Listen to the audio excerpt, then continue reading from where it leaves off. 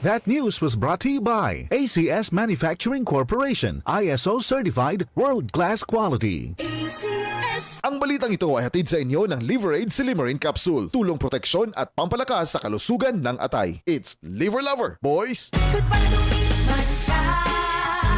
Hello, Pride Bar Blue.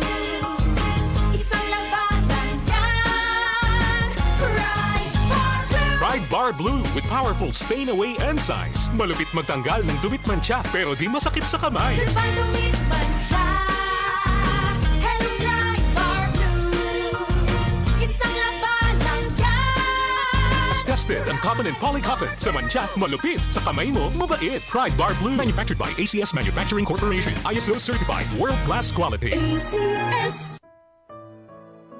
Pagbasa sa Aklat ng Kawikaan, Kabanata 12, talata 1 hanggang 28, ang taong may unawa ay tumatanggap ng payo, ngunit ayaw mapaalalahanan ang matigas ang ulo. Si Yahweh ay nalulugod sa taong matuwid, ngunit sa masasama siya ay nagagalit. Ang makasalanan ay hindi mapapanatag, ngunit ang matuwid ay hindi matitinag. Ang mabuting babae ay karangalan ng asawa, ngunit kanser sa buto ang masamang asawa. Ang taong matuwid ay mabuting makiharap, ngunit ang masama ay bihira lang magtapat. Pumapatay ng lihim ang mga pangungusap ng masama, ngunit ang salita ng matuwid ay nagliligtas sa kapwa. Ang masama ay lubusang mapaparam at di na magbabalik, ngunit ang sambahayan ng matuwid mananatiling nakatindig. Ang taong matalino ay magkakamit ng karangalan, ngunit ang aanihin ng masama ay pagkutsa lang. Ang maralitang nagsisikap ay mabuting di hamak kaysa nagkukunwang mayaman, ngunit sa gutom nakasadlak. Kahit sa kanyang mga hayop ang matuwid ay mabait, ngunit ang masama kahit kanino ay sadyang mabagsik. Ang taong masipag ay sagana sa lahat, ngunit ang isang hangal sa yaman ay salat. Ang nais ng masama ay puro kasamaan, ngunit ang tuntungan ng matuwid ay hindi magmamaliw. Ang masama ay nahuhuli sa salita ng kanyang bibig, ngunit ang matuwid ay malayo sa ligalig. Ang kakamti ng tao ay batay sa gawa o salita, bawat isa ay tatanggap ng karampatang gantimpala. Ang akala ng mangmang ay siya lamang ang tama, ngunit handang tumanggap ng payo ang taong may unawa. Ang pagkainis ng mangmang kaagad nahahalata, ngunit ang mga matatalino di pansin ang pagkutya. Sa pagsasabi ng tapat, lumilitaw ang katarungan, ngunit ang pagsisinungaling ay lumilikha ng kapahamakan. Ang matalas na pananalita ay sumusugat ng damdamin, ngunit sa magandang pananalita, sakit ng loob ay gumagaling. Ang tapat na labi ay mananatili kailanman, ngunit ang dilang sinungaling ay hindi magtatagal.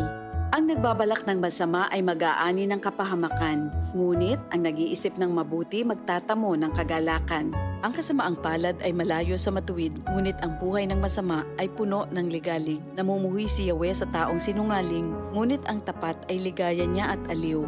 Di agad sinasabi ang alam ng matalino, ngunit kahangalan ay inihahayag ng mangmang na tao. Balang araw, ang masikap, ang mamamahala, ngunit ang tamad ay mananatiling alila. Nagpapahina sa loob ng isang tao ang kabalisahan, ngunit ang magandang balita ay may dulot na kasiglahan. Ang payo ng kaibigang matuwid ay isang gabay, ngunit ang daan ng masama ay tungo sa pagkaligaw. Hindi makakamit ng tamad ang kanyang hinahangad, ngunit ang masikap ay laging may magandang hinaharap. Ang matuwid na landas ay patungo sa buhay, ngunit ang maling daan ay hahantong sa kamatayan. Ito ang salita ng Diyos. Ito ang DCXL News. 558 kHz. 6 na dekadang maaasahan sa balita at serbisyo publiko. Ang himpilan ng RMN Network sa Mega Manila. Live sa radyo at online.